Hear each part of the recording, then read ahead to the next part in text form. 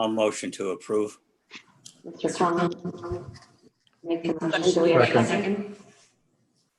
Mayor Boland seconds. All in favor? Aye. Aye. Minutes are approved. Okay, do you have any opening remarks from the department? Yes, ma'am, Madam Chair. Thank you. First, I'd like to welcome Mr. Brose to the Planning and Zoning Commission. He is the new City Council liaison. This is his first meeting tonight, so welcome. We're glad to have you on board. Secondly, as has been our typical process, we ask for public participation at the start of the meeting, and then thereafter go through the petitions on an individual basis, so as to better manage the comings and goings through the building. I have asked the chair, and I will ask the commission members if we can treat each petition as a little pod, meaning that we'll present, we'll ask the petitioner for any input, and then allow public participation at that time. That way we can move people in and out based upon the petition and maintain a reasonable number of people inside the council chambers. It's a little different, but as you can see, we don't have that large of a crowd tonight, so maybe it'll work out to our benefit and keep the meeting within a reasonable time frame, but certainly as safe as possible. And with that, Madam Chair, that's all I have for the opening remarks. Thank you. So do we have any public comments other than the items? We're not going to do that. We're going to move on for all of them. Again, with the permission of the chair and the commission members, we would change the process just for tonight's purposes. Okay. Any problem with that, anybody? Sounds good to me. Travis, do you want to read PZ 20, 21, and 25, please? Yes, ma'am. PZ 20, 21, and 22-15, Ackerley Place, Payne Family Homes, LLC, amended, care of Thomas Cummings, 10407 Bower Boulevard, Suite B, St. Louis, Missouri, 63132. A request for modifications of the street network map of the town center plan as set forth for a property that totals 50.65 acres of area, which is located on the west side of State Route 109, north of Manchester Road. The requested modifications to the street network map reflect the petitioner's intent to alter the location and design components of the proposed Main Street extension through the subject site, along with other changes to the network of internal roadways. Accompanying the aforementioned town center plan, street network map, modifications is a request for a change in zoning from the C8 Planned Commercial District and R6A 3,000 square foot residence district with a planned environment unit, PEU, to the amended C8 Planned Commercial District, Town Center Workplace District, and R3 10,000 square foot resident district, Town Center Neighborhood Edge District, and Neighborhood General District, with a planned residential development overlay district, PRD. For the same tract of land, again being located on the west side of State Route 109, north of Manchester Road, locator numbers 23V110022 and 23W320013. Street addresses 2431 State Route 109 and 17225 Manchester Road. Proposed use, a total of 140 detached single-family dwellings on individual lots with common ground, required public space areas, and a minimum of one commercial outlot fronting onto State Route 109. This revised advertisement supplants PZ 9-18, the reserve at Wildwood, which has been posted for public hearing on July 6, 2018 by the Planning and Zoning Commission, Ward 1. Mr. Greenwich, would you like to speak? Thank you again, Madam Chair. Madam Chair and members of the Planning and Zoning Commission, Mr. Newberry has just read into the record the first item on tonight's agenda.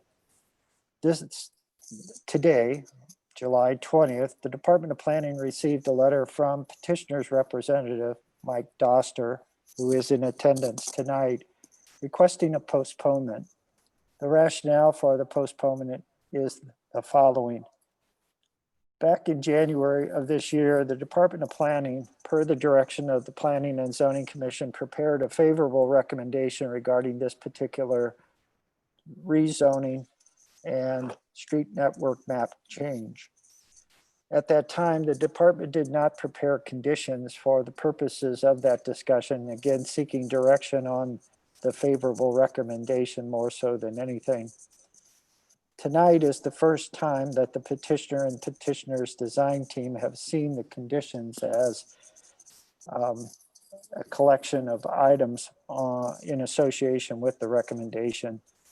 There are a number of conditions, probably close to 100 of them, and they are requesting additional time to review those before accepting or requesting changes.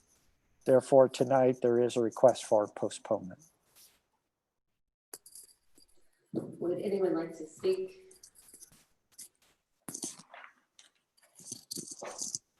If you give me just a second.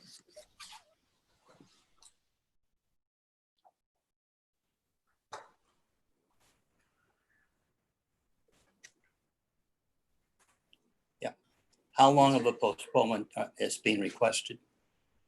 Hang on just a second.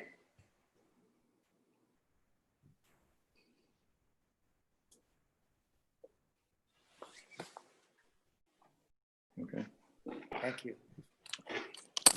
Thank you, Madam Chair, members of the commission, Mayor Boland. My name is Mike Dobster. I am the land use attorney on the Payne Family Homes Development Team.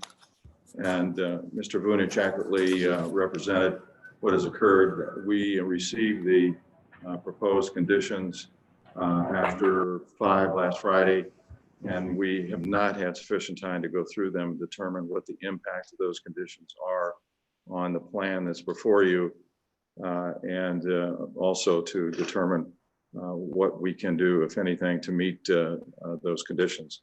So we're requesting additional time to do that. I've talked to Mr. Vunich, and we have tentatively set a meeting to meet with staff this coming Monday.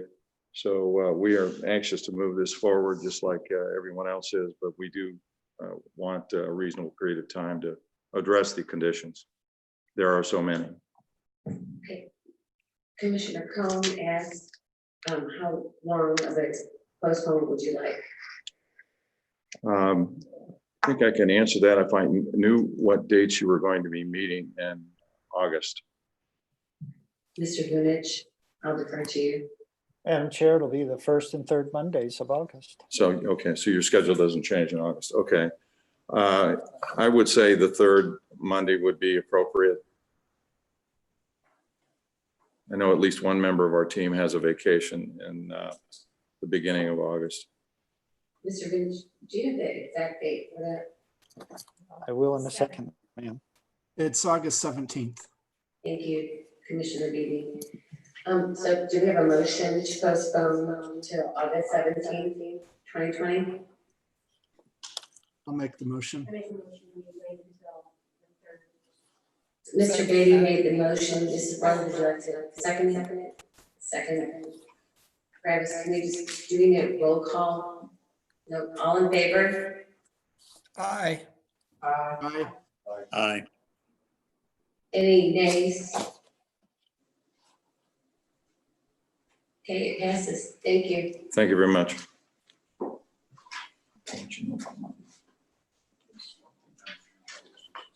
Yes.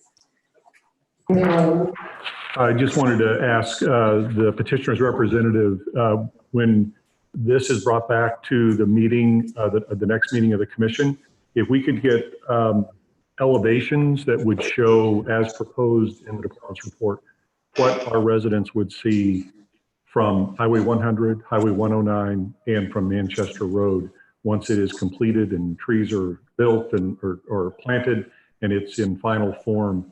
I would appreciate that. I will pass that request on. Okay, thank you. Thank you, Mayor.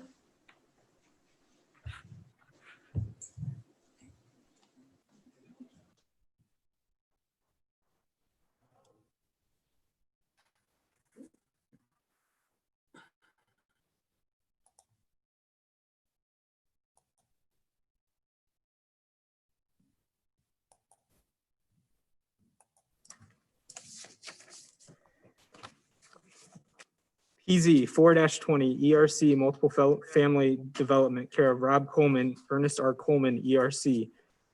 5102 South Pinnacle Hills Parkway, Rogers, Arkansas, 72758. A request for a change in zoning from the NU non-urban residence district to the C8 planned commercial district for a 4.31 acre parcel of land, which is located on the northeast corner of Turkey Track Road and Generations Drive, west of State Route 109. St. Louis County locator number 24V130913, street address 2665, State Route 109. The subject property is designated Cultural Institutional Overlay District under the current Town Center Regulating Plan. Proposed use, a total of 120 multiple family units that are to be contained within within a 10 building layout, as well as including certain public improvements, off-street and structured parking accommodations, stormwater management facilities, and required public space components. Ward 1. Thank you, Chair. Mr. Booth? Thank you again, Madam Chair. Madam Chair and members of the Planning and Zoning Commission, the Department of Planning had prepared for your consideration tonight its information report with recommendation regarding the request that was just read into tonight's record by Mr. Newberry. Also today, the Department of Planning received a request from the petitioner's representative seeking a postponement on this particular matter. The petitioner's representative noted that the conditions are extensive, and they've also reviewed the feedback from many of the neighbors that live in the vicinity of the subject site and would like additional time to work through the conditions and also better understand what the neighbors might want in terms of a development at this location. So again, tonight, the Department of Planning is presenting the request for postponement with a favorable recommendation. Mr. Lynch, would you like to see if anybody wants to speak on this before we vote on the postponement? Certainly, if there's anyone in attendance that is interested, we have that opportunity. Okay, if there's anyone who'd like to speak, please come to the podium or let Travis know. I would note that Mr. Stock, the petitioner's engineer, is on our webinar, so he may have something to say or not.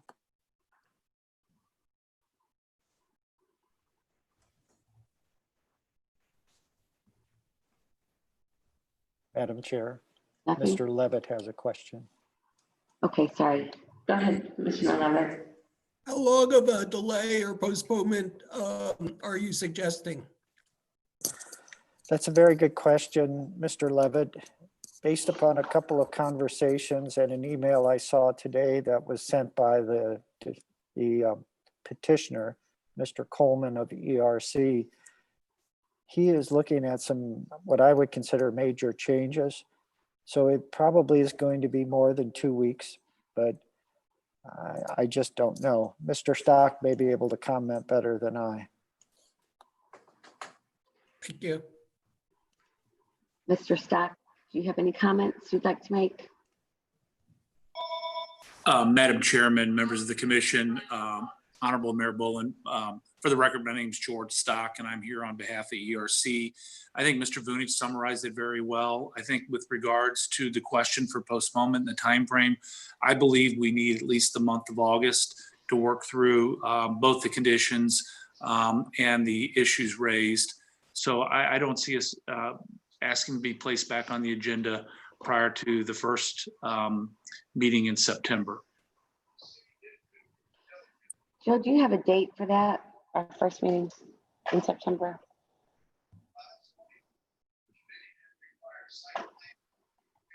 Would that be the 7th? Okay, so do we have a motion to postpone this till the 7th of September? Madam Chair, it's actually the 8th. I believe the 7th of September is Labor Day. So it'll be the 8th, September 8th on Tuesday. Do we have a motion? Mr. Bros makes the motion I'll second. and Mr. Beatty seconds. All in favor, say aye. Aye. All opposed? Okay, thank you. Thank you. Have a good evening. Thank you, you too. Okay, moving on. Travis, would you like to read PZ, which one is that? 320? Yes, ma'am. Thank you. PZ 3-20, City of Wildwood Planning and Zoning Commission, care of Department of Planning, 16860 Main Street, Wildwood, Missouri, 63040. They request to consider the development of new legislation to possibly be included within Chapter 415 zoning ordinance of the Code of Ordinances of City of Wildwood, relating to properties that are located within the City of Wildwood that present unique history of use or character, which must be considered needing greater scrutiny and protections due to their environmental legacies, site, soil, and/or physical characteristics or proximity to a stream, creek, or ephemeral drainage ways that ultimately presents a higher than acceptable risk to the public if they are to be disturbed, developed, and placed into active use. Such situations necessitate the need for the consideration of a new special procedures overlay district with associated regulations that provides a minimum level of protections to all parties that are assessed as necessary, while ensuring a thorough and complete review and comment period for the community, all wards.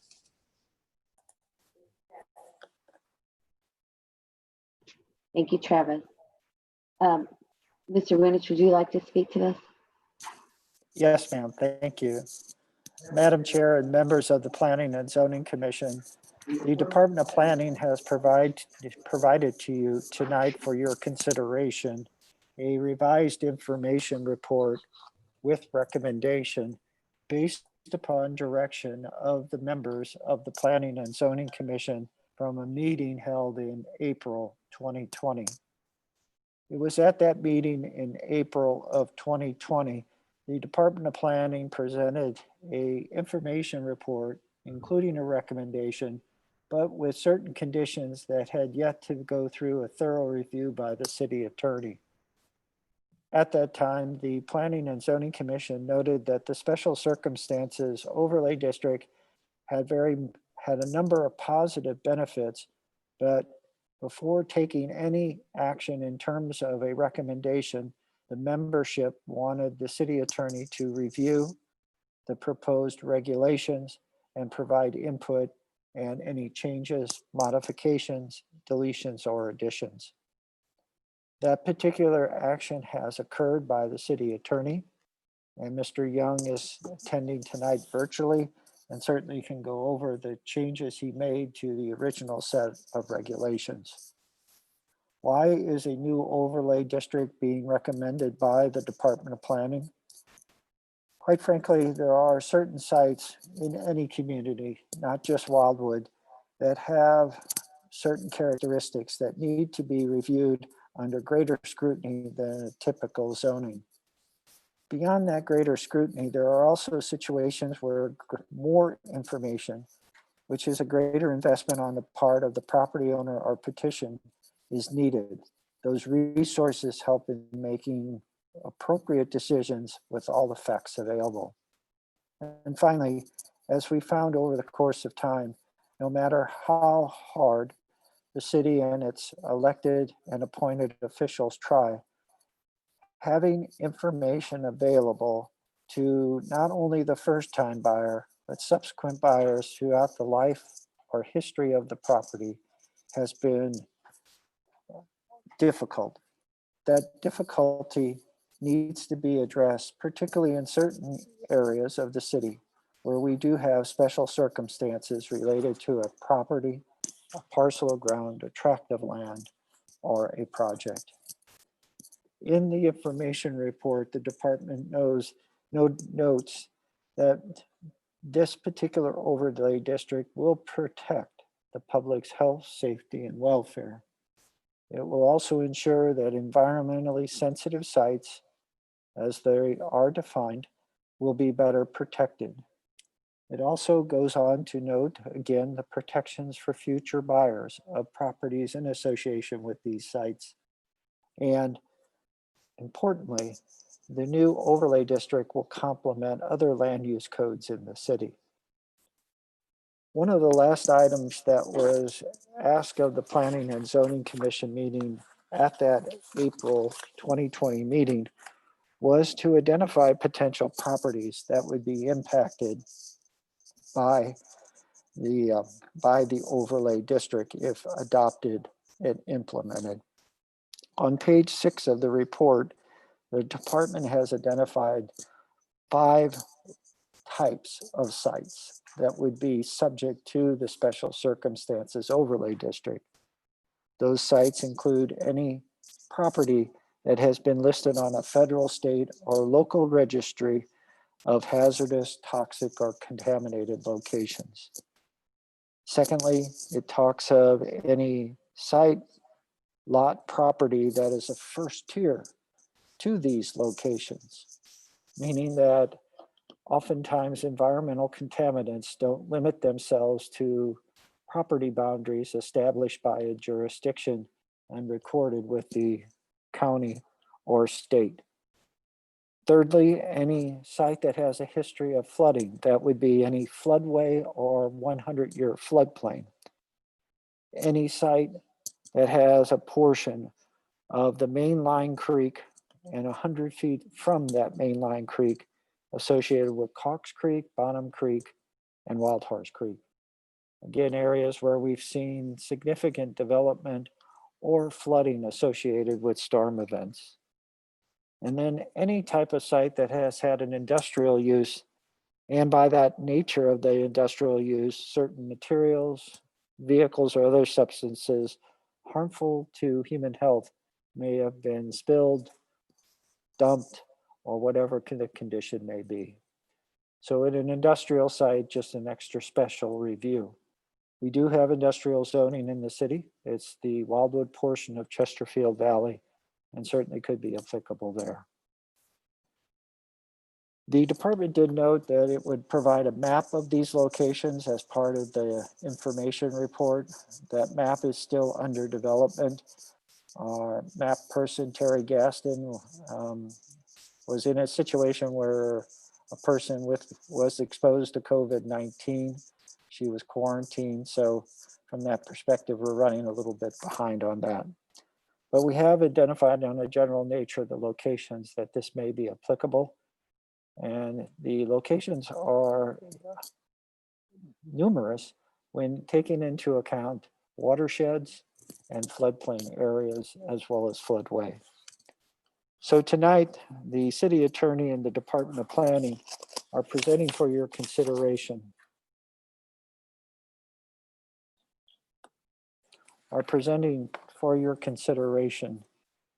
a recommendation report for the favorable consideration of the special circumstances overlay district based upon the regulations as set forth in attachment B that have been prepared by the Department of Planning and now reviewed and changed by our city attorney, John Young.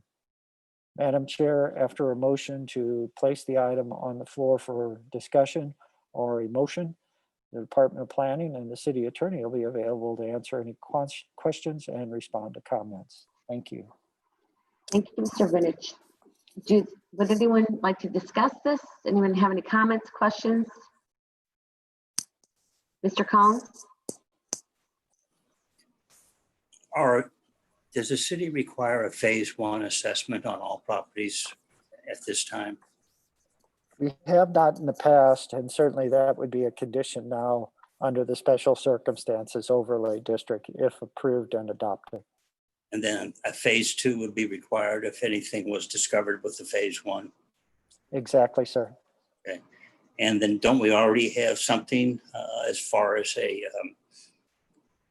historic nature on any site? Or are we addressing it more completely with this proposed legislation?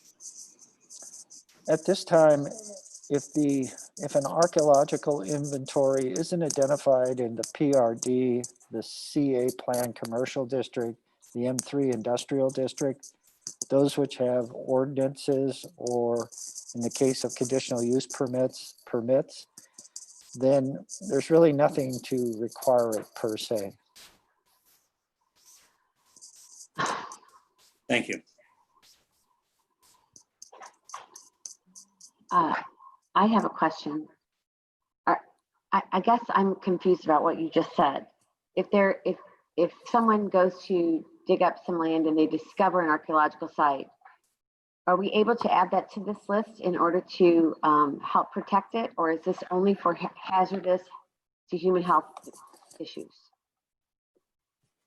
Madam Chair, what you just described is a gaping hole in the recommendation because we did not think of archaeological sites.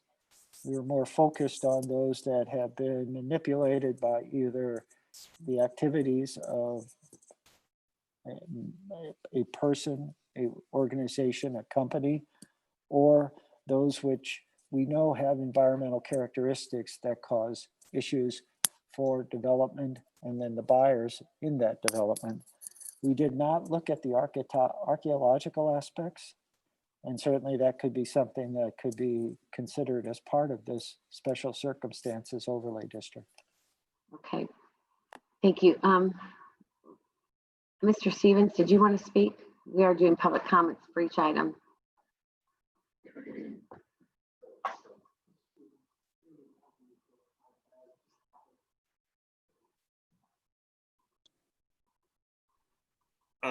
Just a quick question, I guess. Does this place an undue burden on everyone who lives next to a creek? So you have the 3 creeks listed. Are you looking at dozens of properties, hundreds of properties? And are they going to have to go through these same steps as the properties that have problems already associated with them?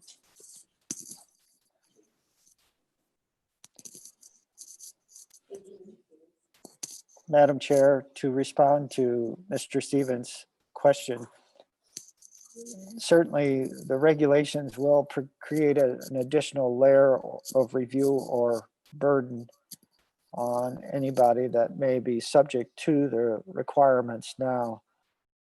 The particular issue identified the 3 creeks and within 100 feet of them, and any floodplain area defined by a 100-year event or the floodway itself, does incorporate a number of properties in the city of Wildwood. So there is what I would consider an additional requirement placed on them, saying that it would only be applicable if a development proposal is submitted for consideration. If someone were to just build a house on an existing lot, that's permitted by right.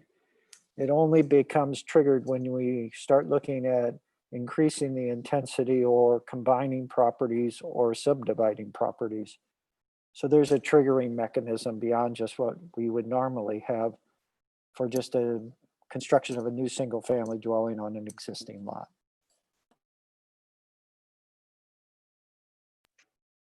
Thank you, Mr. Vinich. I have another question. My question is, number 1, on page 6, it says, if a location would be included and determined not to be, needed to be on such, it could be eliminated if applicable. Are there steps in here that state how a property could be taken off of this? And my next question is, it says these locations are identified on the attached map. Is there a place in here that also states that if they are not put on the map at the beginning, that they could be added in the future? Thank you. So the questions, as I heard them from the Madam Chair, was, can something be removed once identified, and can something be added if there is the discovery of a problem or an environmental characteristic, etc. And again, as anticipated, the use of the identification of the locations is to help the Department of Planning in advising a property owner or developer if there is the need for the special circumstances overlay district. Certainly if they can provide verification, they being a property owner or developer, that these circumstances don't exist on the property, then obviously the special circumstances overlay district wouldn't be needed. But I would defer to Mr. Young to specifically say, do we have an out clause or an in clause as part of the regulations? I don't believe we do, but I would want the expert to answer the questions. Thank you. Mr. Young, could you comment on that, please? Yes, and let me go back a little bit, if I may, and give a little bit of explanation of the process and the revisions I put in the ordinance. So we've identified this as an overlay district, and the process that I envision as part of this overlay district is really a two-step process. The first step is what you're going through right now, which is establishing the regulations. The next step then is going through once the regulations are adopted, you've created a new zoning district but it's an overlay type zoning district. The next step then is identifying the properties that the commission and ultimately the city council believes should be subject to these additional regulations because of their inherent environmental concerns on those properties based on the criteria that have been set forth in the bill, and then applying this overlay district to those properties. So that would be step number 2. And that step is just like any rezoning of property. You'll have published notices, public hearings, the whole process. And through that process, anybody who says, no, my property should not be included within that district will have that opportunity and be given notice of that public hearing, that they will have an opportunity to speak and give their case. Now, ultimately, if the city does apply it over the objections of the property owner, and then later determines that it was done in error, then you rezone it. Just like any other property, you can rezone property to remove an overlay district. So it's through that same rezoning process that applies to any other property. Now, if I may too, just to go back to an earlier question about archaeological considerations. Well, certainly merit in a discussion on that. I would suggest that that would be a different process, a different piece of legislation. And the reason I say that is the goal and focus of this piece of legislation is really to address environmental concerns and identifying specific properties that are of environmental concern and placing rules on them through that second step of that process. In terms of archaeological concerns, you may do something similar for archaeological concerns. So if you've got specific properties that are identified as having potential archaeological significance, you can identify them, create an overlay that establishes archaeologically based criteria for development and review. Otherwise, you can apply it citywide and say, an archaeological assessment is required before the development of any property. And then further action may be required based on that archaeological assessment. In the state of Illinois, they do that all the time. And candidly, it's a little bit burdensome, but it certainly happens. It happens in a lot of different communities. But I would suggest that that would be a separate discussion, separate piece of legislation. Okay, thank you very much. Anyone else on the commission like to speak? Mr. Jackson. Just a hypothetical. Actually, I do know a house that is probably built in the early 1900s. It's going to have to be demolished. It's near a creek. Probably they used a lot of asbestos. Would that meet the criteria of this? Or is that a separate issue, maybe held under some other ordinance? Actually, it's a separate issue, Mr. Jackson. Any demolition, the demolition company is required to do an asbestos inspection as well as a lead paint inspection. And those are requirements before any demolition permit would be released by St. Louis County Department of Public Health in the city of Wildwood. Anyone else? So, Madam Chair, to build on something that Mr. Young just stated, the identification of the list of items in this particular overlay district report would not really be an identification of them individually, that's collectively. And it appears that we would do another hearing once we have a map of the actual locations before considering any application of the overlay district upon them. Would anyone like to make a motion?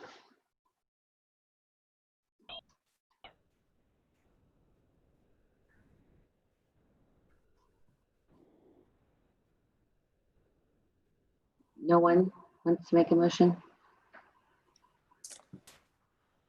Madam Chair, if there's not a motion on the floor, the department will respectfully request that the matter be postponed.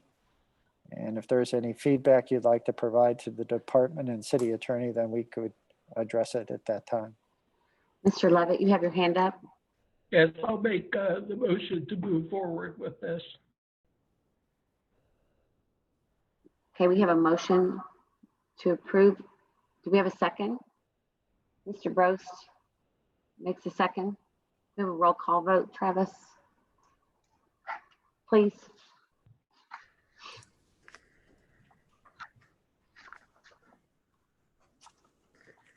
Commissioner Cohn, Yes. Commissioner Broyles, Yes. Commissioner Beatty, Yes. Commissioner Depler, Yes. Commissioner Jackson, Yes. Chair Humphrey, Yes. Councilmember Brost, Yes. Mayor Boland. Yes. Thank you. Okay, motion passes. Have an opportunity to vote. Mr. Levitt, Oh, I'm sorry, Mr. Levitt. Commissioner Levitt. Yes. Thank you. My apologies. okay, thank you very much. Okay, moving on. PZ 17-19. Travis, would you like to read that, please?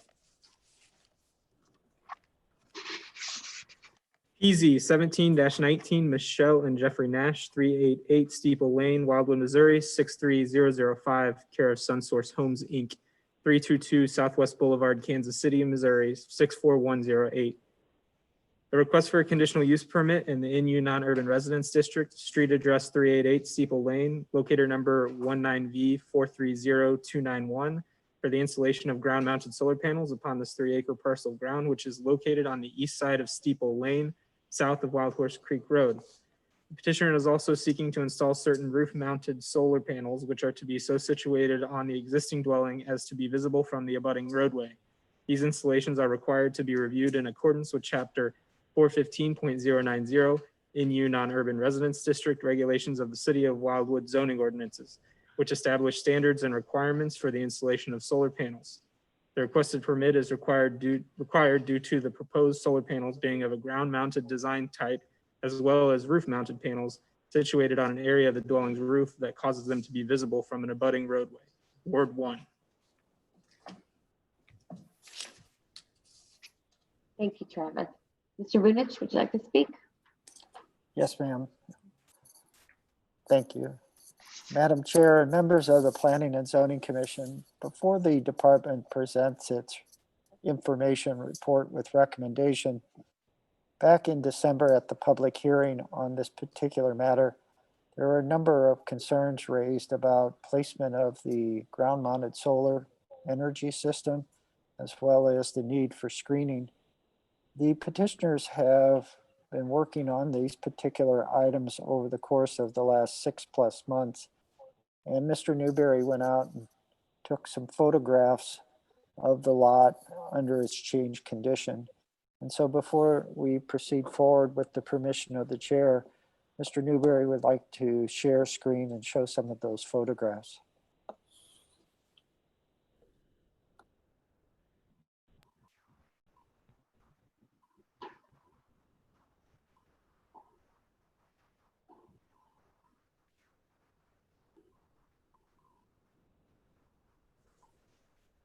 Please bear with me while I find my screen here. Thank you for your patience.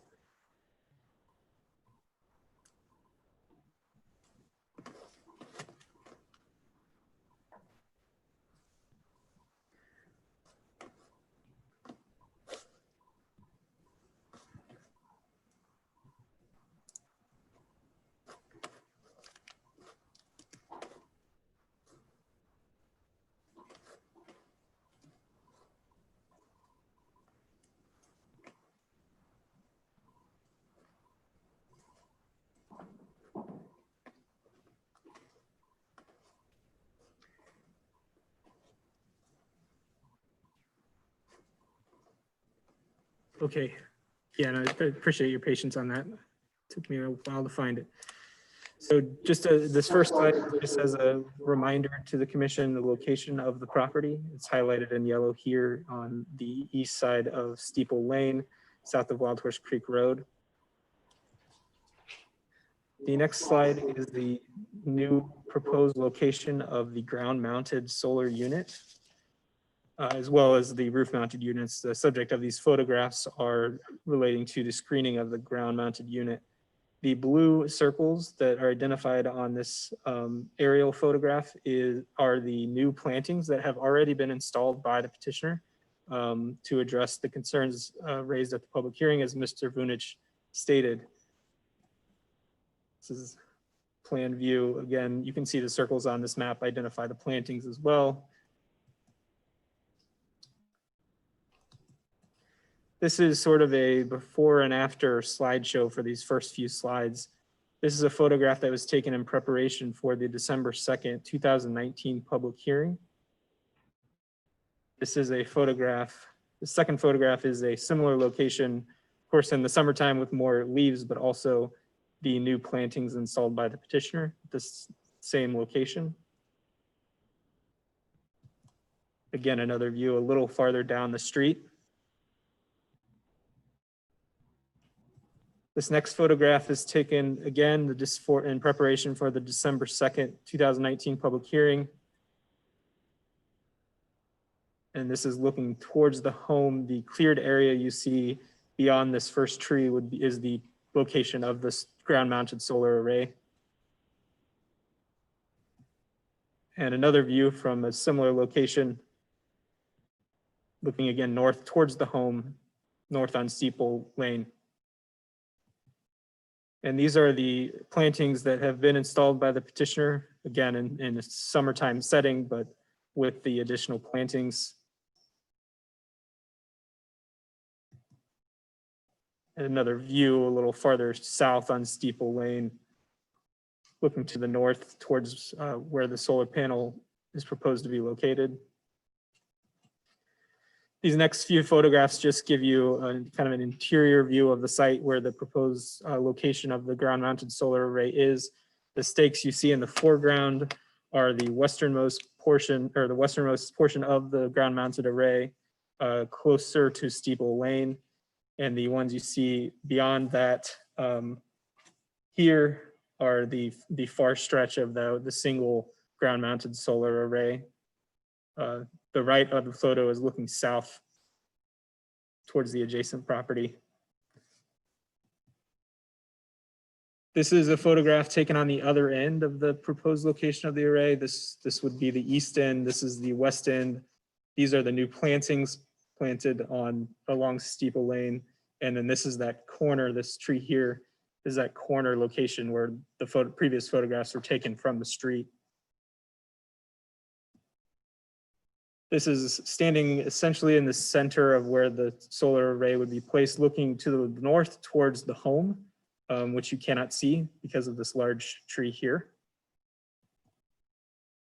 And that concludes the photograph slideshow. We can return to those photographs as the discussion proceeds further. And that concludes my photograph presentation. Thank you, Travis. Do we have anyone who'd like to have any comments on this? Make a motion?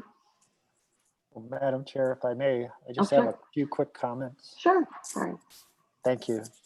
Madam Chair and members of the Planning and Zoning Commission, the Department of Planning has prepared a recommendation in its information report regarding this particular matter. That recommendation is favorable to the Planning and Zoning Commission granting the conditional use permit that's requested by the petitioners. The rationales associated with this recommendation relate to the zoning ordinance and the 4 criteria contained therein for conditional use permits. But I think equally important in this particular case is that per the direction of the Planning and Zoning Commission, the petitioners now have homeowners association approval of both the ground-mounted and roof-mounted solar energy systems, a key component of the Commission's discussion in December 2019. I would also note that the ground-mounted solar energy system is smaller in size than originally planned, which again lessens impact. And then finally, as you can see from the plantings that have been installed by the petitioner, they have taken to heart the direction provided by the Planning and Zoning Commission, and now I believe reflect their neighbors' desire to screen those ground-mounted solar energy system from view. I would also conclude by stating that the Department of Planning also integrated the new regulations that were recently recommended by the Planning and Zoning Commission as part of this conditional use permit. So this would be the first conditional use permit, if granted, with those new regulations contained therein. Those relate to first responders and emergency shutoffs, building code requirements, etc. Given all those factors, the Department of Planning is recommending that the Planning and Zoning Commission consider this particular request favorably tonight. After a motion to discuss or a motion to approve or other motion, the Department of Planning will be available to address any comments or questions. And again, thank you to Mr. Newberry for taking those slides. I thought they were very informative. Thank you. Thank you, Joe. Mrs. Boyles?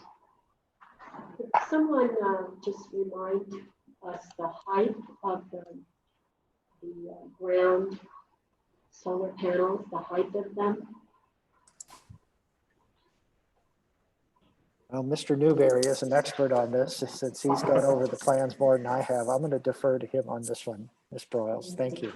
Ms. Broyles, for those of you who may not have heard Ms. Broyles' question, she asked what the height of the ground-mounted solar panels would be.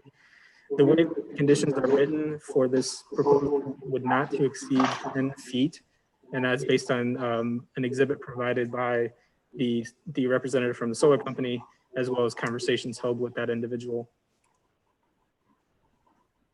The height of the panel will vary depending on the grade of the lot where it's placed. So the condition is written as a not to exceed height of 10 feet.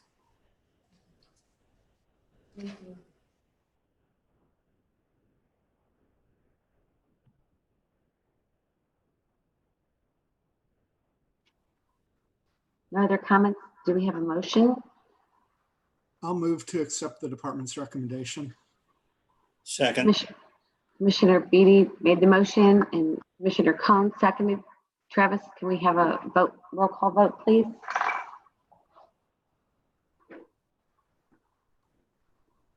Commissioner Vogler, Yes. Commissioner Jackson, Yes. Commissioner Levitt. Yes. Thank you.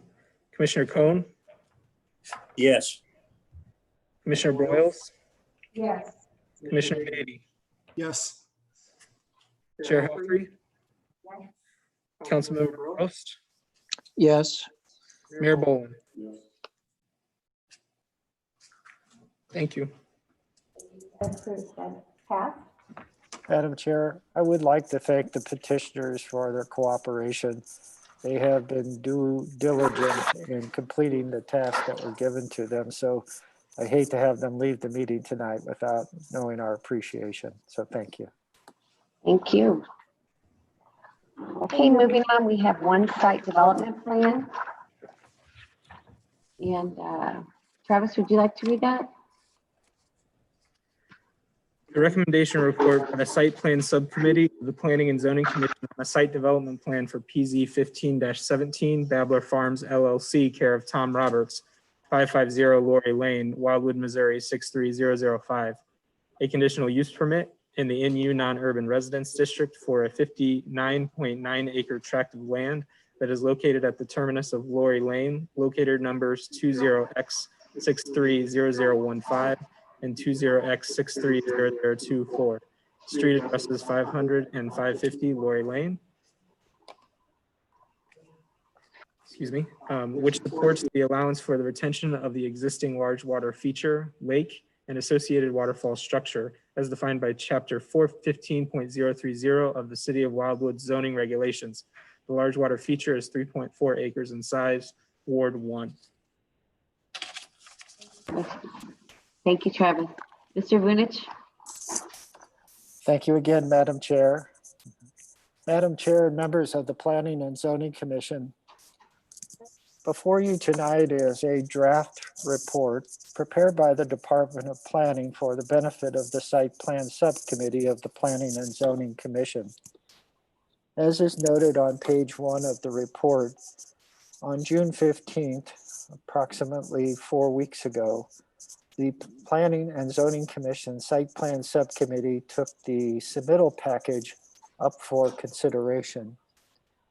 At that meeting, the Planning and Zoning Commission Site Plan Subcommittee spent a great deal of time reviewing different components of the submittal.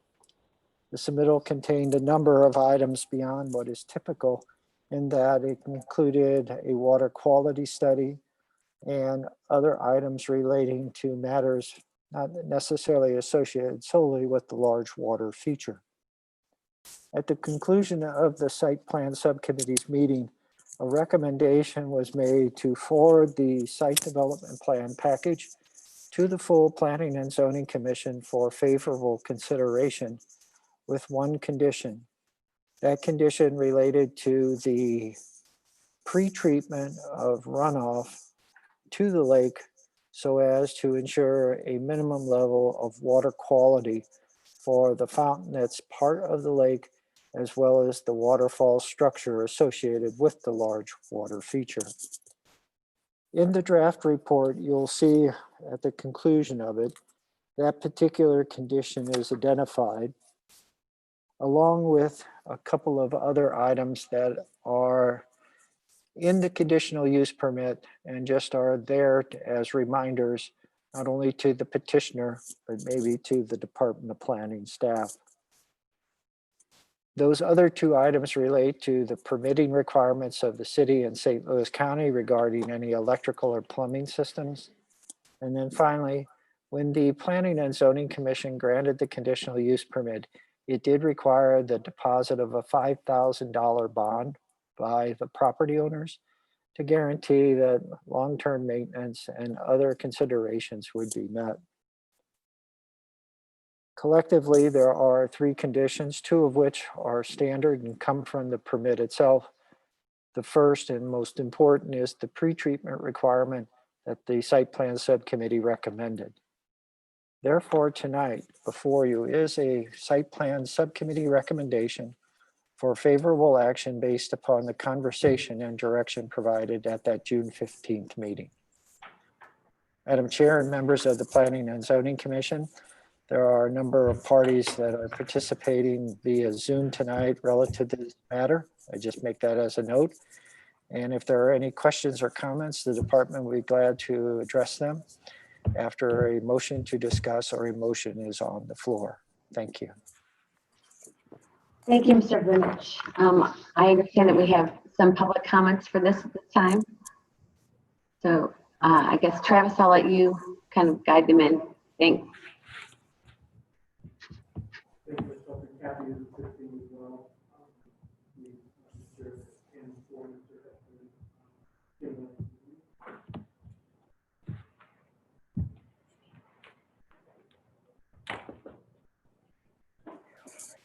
Madam Chair, with your permission, I would ask that Mr. Roberts be given the opportunity to speak first as the petitioner. That'd be fine. Mr. Roberts, whenever you're ready.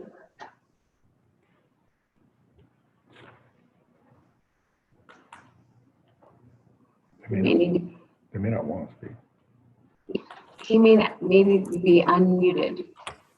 Well, or he may not have any comments. I just wanted to make sure Okay. he was given the opportunity. Therefore, Okay. I believe Mr. Hudson or Mrs. Hudson would like to speak. Okay. Mr. Roberts, I'm going to just assume that you don't have anything to say at this time. Mr. Hudson, would you like to speak?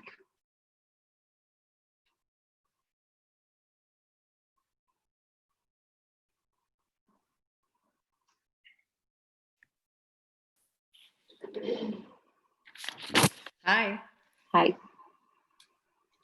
Go ahead. Okay. My name is Diane Hudson, and I live at 18068 Babbler Woods Road, Wildwood, Missouri. On Honorable Mayor Bolin, Planning and Zoning Commissioners, and Wildwood Planning Department. I want to thank you guys for all the thoughtful consideration that you got that has happened over the time with this 15 through 17 CUP as it's been before you. I'm speaking tonight to ask you to please try to understand our situation and protect our health. I want to ask each of you a question. If this was your health and your home, how would you want to be treated? This is truly not a conflict between two neighbors. Whatever you guys decide is going to set the precedent for the future for Wildwood for any kind of structure of this magnitude. But the concern for the health and safety of Wildwood residents and even the health of the petitioner is what is in question. The lake water testing that was performed by Wildwood in October of 2019 showed that the water source used for the waterfall is impaired according to the Missouri Department of Natural Resources. The graph that David sent you last Friday showed the high levels, the very high levels of nutrient and algae that were detected during the testing. In the words of the DNR Water Quality Section Chief, given the nutrient levels presented, it is likely that cyanobacterial blooms will be a problem for this lake. Knowing that this lake water is impaired, we are asking that the waterfall not be allowed to run until the pre-treatment plan is submitted, reviewed, and in place. This is required to protect public health. We appreciate your consideration, and please put my words into the public comment. David also has something he'd like to say. Thank you. Thank you. I'm David Hudson, 18068 Baber Woods Road, 63005. I also thank the Planning and Zoning Commission for allowing me to comment on PZ 15-17.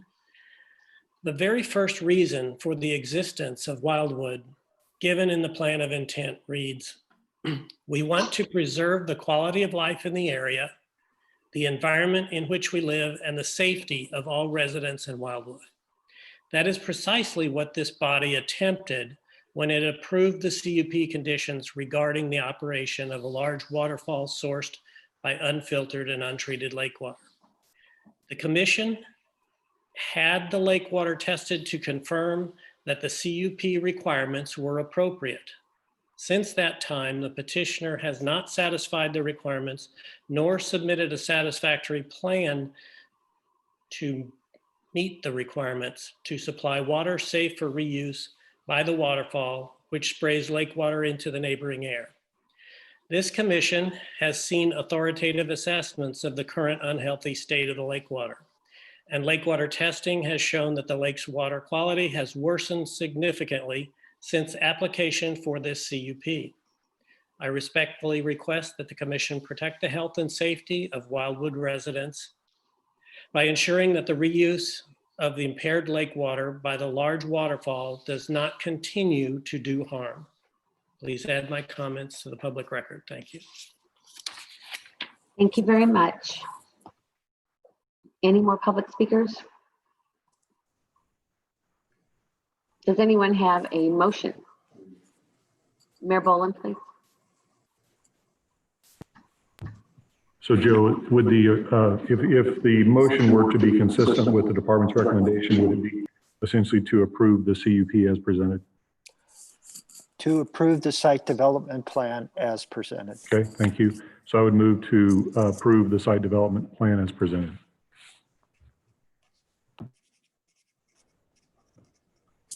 That's inclusive of the 3 conditions. Do we have a second? Mr. Beatty? Yeah. Commissioner Beatty seconds. Can we have a roll call vote, Travis, please? Is there going to be any future discussion? Commissioner Jackson has a question. Mr. Rich? Yeah, I just thought it was after the motion, it'd be discussion for the vote. Now, I've received a lot of the information on this particular property. So I guess one of them, I asked Joe if it was true, there was a time where the city told them to stop building and they moved forward and built anyway. So there's there's been a history here of maybe something's been approved, the city didn't like it, and the petitioners move forward. Is that accurate, Joe? Please make sure I'm accurate in what I'm saying here. There have been occasions when work began without the necessary authorizations of the city. When discovered, the petitioner stopped work and then followed through with the permitting process. This is an example of that. The lake was expanded. It was expanded after regulations relating to large water features were added to the zoning ordinance. But again, the petitioner has always then followed through and attempted to complete the process. Duly noted, that clarified it. I thought the petitioner continued to go forward when the city requested a stoppage. And that's not accurate. Thank you. That's why I need to know. I have no further question on the matter. Thank you. So we have a motion and a second on the floor. Anything else? Travis, can we have a roll call vote, please? Commissioner Cohn,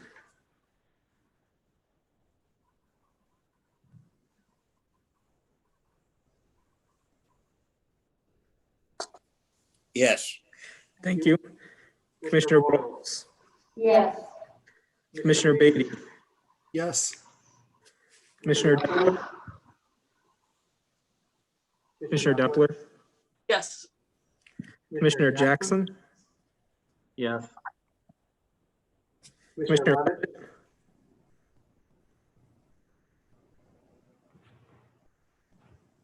Commissioner Levitt, Yes.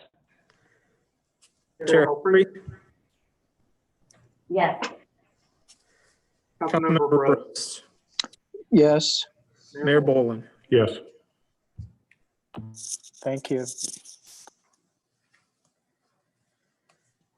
Okay, thank you very much. It looks like on the agenda, we have one more item for consideration, nominating committee recommendation for the 2020-2021 commission year and its officers.